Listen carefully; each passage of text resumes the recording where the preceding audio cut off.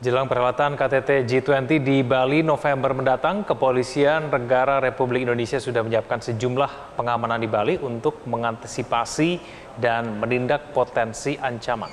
Dan berikut kita simak perbincangannya.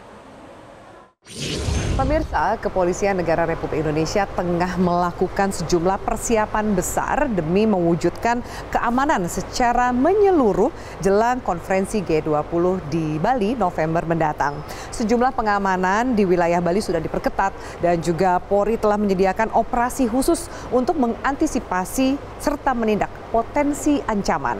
Lantas sudah sejauh apa kesiapan pengamanan jelang G20 mendatang? Bersama saya di kawasan Bali Nusa Dua Convention Center telah hadir Asisten Operasi Kapolri, Irjen Pol Agung Setia Imam Effendi. Pak Agung, apa kabar Pak? Kabar baik, selamat pagi Mbak Evi. Selamat pagi Pak.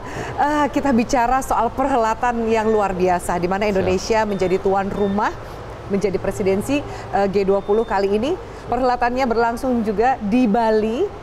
Sejauh ini apa dukungan dari sisi pengamanan yang dilakukan Kepolisian Republik Indonesia untuk perhelatan yang besar ini, Pak? Ya, KTT G20 adalah event internasional yang melibatkan 20 negara G20 dan akan hadir kepala negara beserta delegasi, menteri dan rombongan delegasi yang lain. Ini adalah perhelatan yang besar dan kita siapkan untuk bagaimana pengamanan dan kenyamanan serta keselamatan para kepala negara dan delegasi selama berlangsung KTT bisa berlangsung dengan baik. Kita menyelenggarakan operasi terpusat. Ya, kita laksanakan operasi terpusat karena kita melihat berapa potensi ancaman yang sifatnya global, baik itu ancaman teror, ancaman cyber, dan yang lain. Yang kemudian juga kita lihat bahwa kedatangan kepala negara yang sekaligus datang pada waktu yang bersamaan, ini juga memerlukan kenyamanan dan kepastian bagaimana kegiatan kepala negara bisa berlangsung dengan baik. Dan tentu ini kita siapkan pengamanannya dengan perencanaan yang baik. Operasi terpusat ini melibatkan 9.929 personel. Operasi terbesar tahun ini yang kita selenggarakan di Indonesia. Dan kita akan menyelenggarakan operasi ini di 3 kewilayahan sekaligus, yaitu di Bali, di Jawa Timur, dan di NTB. Kita ingin memastikan bahwa wilayah utamanya Bali aman. Sehingga kemudian wilayah penyangga NTB dan Jawa Timur juga kita amankan. Kita ingin Bali benar-benar menjadi area yang steril dari segala bentuk ancaman, gangguan sekecil apapun. Kita mengetahui bahwa karakteristik kegiatan ini sifatnya khusus, sehingga kemudian kita harus mulai mengamankan dari bandara, hotel, tempat kegiatan, dan kegiatan-kegiatan lain yang tambahan yang akan dilakukan oleh para delegasi. Itu kan sebuah pekerjaan besar, Pak Agung. Dan kesiapannya, kalau mendengarkan tadi penjelasan dari Pak Agung, sepertinya memang direncanakan secara matang sampai ke hal terkecil sekalipun. Salah satu dari proses pengamanan yang dilakukan ada tahapannya, Pak Agung. Mulai dari preventif, kemudian juga pengamanan saat kegiatan, atau bahkan kontingensi plan atau hal kedaruratan. Boleh kita bahas soal preventif? Ini kan lebih baik mencegah, ya kan Pak? Dan proses mencegah itu pasti effortnya luar biasa atau upayanya luar biasa. Apa upaya yang dilakukan untuk sisi pencegahan dari Polri sendiri?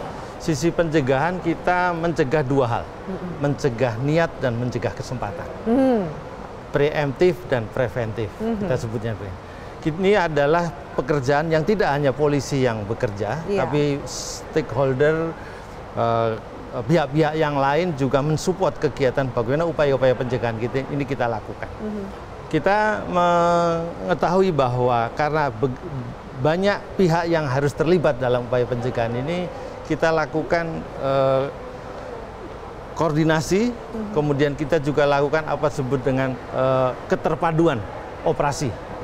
Keterpaduan operasi ini melibatkan semua stakeholder terkait dengan upaya-upaya pencegahan dan kemudian bagaimana kita menggelar personil, kemudian menggelar peralatan untuk mencegah.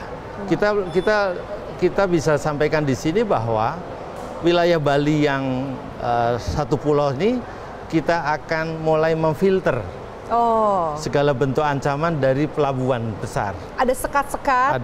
Ada langkah-langkah yang walaupun tidak nampak mungkin, tapi sebenarnya kegiatan itu berlangsung. Sudah berlangsung, ya. oke. Ya, Kasat mata ya Pak ya? Karena kita ingin suasana kenyamanan ini menjadi yang utama. Artinya kondisi hijau itu terus kita pertahankan.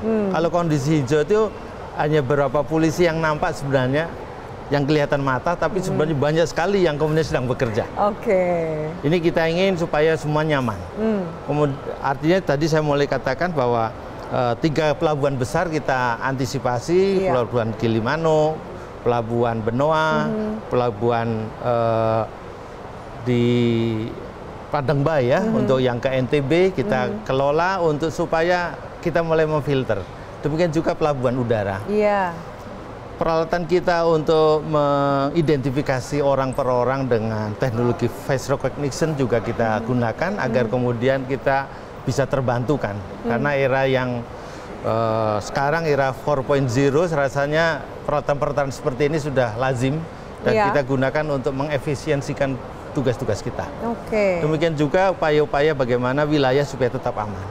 Polsek, Polres dengan perangkat yang ada itu terus bekerja untuk kemudian menjaga ketentraman, kemudian masyarakat tetap bisa bekerja dan bisa beraktivitas dengan normal. Demikian juga utamanya kegiatan KTT ini berjalan dengan baik.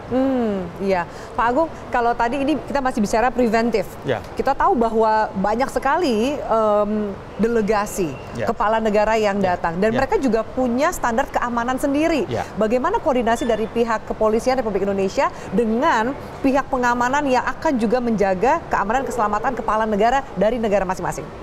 Tadi saya sampaikan bahwa prinsip keterpaduan yang kita dorong kedepankan yaitu bagaimana keterpaduan kita semua, unsur-unsur intelijen, unsur-unsur pembinaan masyarakat, demikian juga unsur-unsur pengamanan presiden dari masing-masing negara.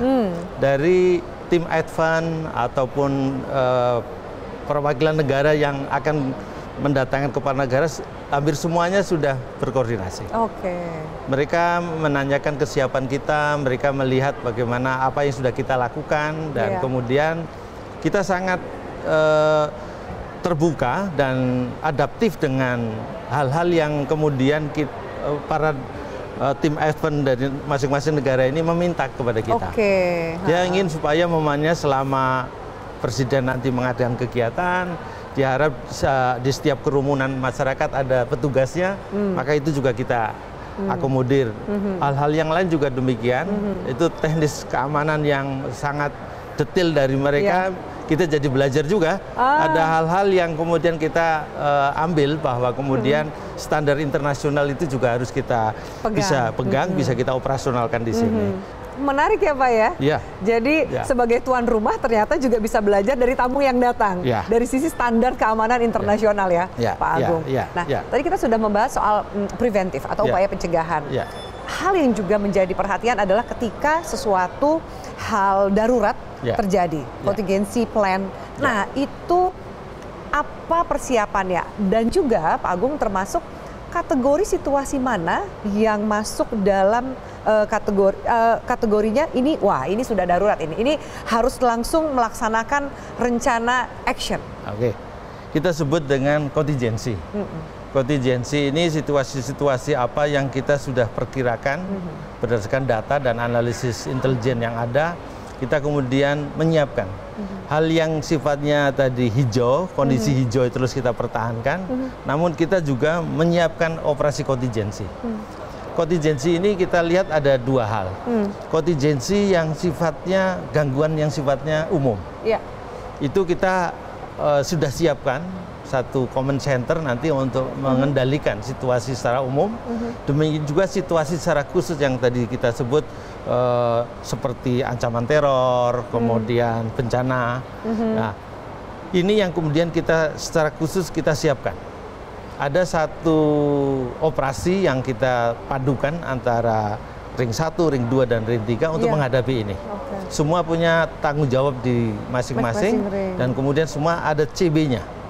Ini kita CB itu apa, Pak? Cara bertindak. Oh, oke. Semua jadi per ring itu sudah punya cara bertindak masing-masing dengan kondisi tertentu. Iya, kita ingin semua terbagi dengan baik, tapi juga terkoordinasi dengan baik, terkoordinir dengan baik. Hal yang kemudian perlu kita sampaikan di sini adalah terkait dengan kita kan negara yang ring of fire ya, banyak bencana kita. Ini yang kita juga siapkan. Diawali oleh BPBD sebagai penanggung jawab terkait dengan penanganan bencana, kita mensupport. Kita siagakan 1.500 brimob on call untuk mendukung apabila ada bencana yang kita tidak harapkan. Ini lengkap dengan semua peralatannya. Dengan dapur umumnya, dengan peralatan penyelamatan dan sebagainya. Kita sudah ada istilah kita TFG, Tactical Floor Game, untuk melihat kesiapan masing-masing dan mensimulasikan kebencanaan ini. Apabila terjadi bencana segala macam. Evakuasinya bagaimana, titik kumpulnya di mana, tim medis yang harus siap ada di mana, tim evakuasi gimana. Intinya ingin saya sampaikan bahwa ketika terjadi bencana, semua petugas pengamanan terkait dengan G20 akan tetap bekerja sesuai dengan tanggung jawab di masing-masing dan kebencanaan ini akan ditangani secara terpisah sehingga tidak mengurangi tadi bagaimana kenyamanan, keamanan, hospitality-nya, semuanya bisa kita tetap jaga. Dan yang lebih utama lagi kita ingin memberi kesan. Ini yang kita ingin kita capai. Goal besar kita adalah kesan. Kesan yang baik, possibility tadi, kemudian bahwa keamanan di sini, mohon maaf ingin saya sampaikan, sekelas dunia, Pak. Oh iya, sudah sampai standar global, standar dunia. Kita sudah mengikuti standar dunia dan kita bisa disandingkan dengan negara-negara yang lain. Oke, Pak Agung. Nah, menarik tadi penjelasan dari Pak Agung. Salah satunya adalah command center. Mungkin setelah ini kita bisa melihat seperti apa command center yang sudah disiapkan dari Polri.